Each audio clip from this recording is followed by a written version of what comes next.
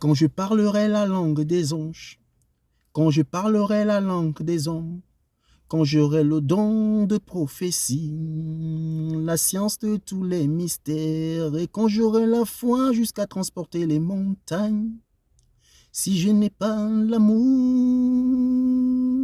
je suis un limbal qui retentit. Si je n'ai pas l'amour, je suis un airain qui résonne. Si je n'ai pas l'amour, je suis un disciple sans discipline. Si je n'ai pas l'amour, je suis une lampe sans huile. Si je n'ai pas l'amour, je suis une maison bâtie sur le sable. Si je n'ai pas l'amour, je suis un édifice sans fondation. Si je n'ai pas l'amour, je suis une maison sans toiture. Si je n'ai pas l'amour, je suis une âme sans œuvre. Si je n'ai pas l'amour, je suis une personne dépourvue. Si je n'ai pas l'amour, je ne suis rien, je ne peux rien si je n'ai guère l'amour.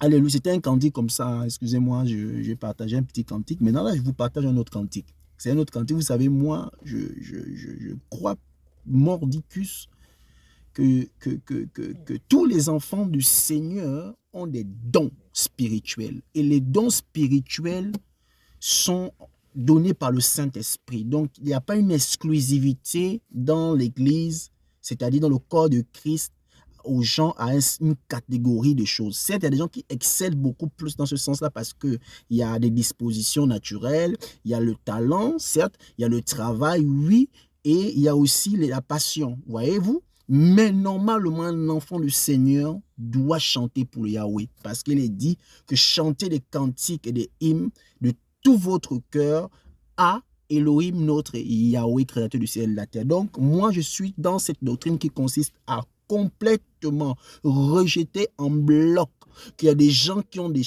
dons dans les chants parce qu'ils ont des belles voix. Il y a des gens pour dire que ceux qui ont des belles voix doivent chanter. Donc, je ne dis pas pour autant que ceux qui ont des belles voix ne peuvent pas dire qu'ils ont le don dans le chant, mais la voix ne détermine pas le don. Je ne crois pas qu'un jour on avait dit que David avait une belle voix. Non, la chose qui caractérisait, n'est-ce pas, David, c'était son cœur selon Yahweh. C'est ce que la Bible nous a parlé. La parole de Yahweh nous dit que David avait un cœur selon Dieu. Voilà, donc c'est le cœur. Or, le cœur, c'est quoi? Le cœur, c'est là où se trouve la conversion. C'est là où on nous parle des cœurs de chair. Donc David avait un cœur de chair au lieu d'un cœur de pierre. David avait reçu le Saint-Esprit. David disait par exemple à papa, notre Elohim, ne me retire pas dans Psaume 51 ton Esprit Saint. C'est ça. C'est ce qui faisait que David chantait des cantiques. C'est ce qui faisait que quand il chantait des cantiques, des démons s'enfouillaient. Les démons ne s'enfouillent pas par, n'est-ce pas, des belles voix. Les démons ne s'enfuient pas par des mélodies constitutivement bien préparées. Non. Les démons s'enfuient uniquement par le nom de Yahushua. Donc ça veut dire que David chantait Yahushua. David proclamait Yahushua. Car il a été dit que dans Matthieu 25, que vous chasserez, vous allez-y, prêcher la bonne nouvelle et que celui qui croira sera sauvé et que c'est au nom de Yahushua que les démons s'en aillent. Donc David chassait les démons par le nom de Yahushua, le véritable Mashiach. Donc moi je veux simplement vous dire que moi je suis dans cette doctrine biblique, apostolique parce que on sait très bien que nous avons été bâtis sur le fondement des apôtres et des prophètes et Yahushua, la pierre angulaire. Et moi, je crois à cette doctrine. Donc, frère, ne consiste pas à le chant ne consiste pas à se mettre l'accent sur la voix, sur la beauté, sur l'élégance physique. Non, mais c'est la vie, c'est la grâce. C'est plus une grâce. Mais c'est une grâce qui doit être peaufinée, qui doit être accompagnée par le Saint-Esprit, par la vie d'Elohim, notre papa, d'amour. Ok? Alors, je vais vous chanter un cantique. Donc, je disais, ne regardez pas à ma voix, vous voyez? Ne regardez pas à ma voix. Alors, je vais chanter un cantique, un cantique. Le cantique va nous me parler, par exemple, le cantique va me dire, le temps me manquerait de parler de Joseph. Le temps me manquerait de parler de Jephthé, de Samson, de Anne, de Ruth. Le temps me manquerait de parler de Boaz. Le temps me manquerait de parler de Salomon. Le temps me manquerait de parler de David. Donc, c'est ça le cantique. OK? Allez, vous êtes prêts? L'ennemi cherche à te vaincre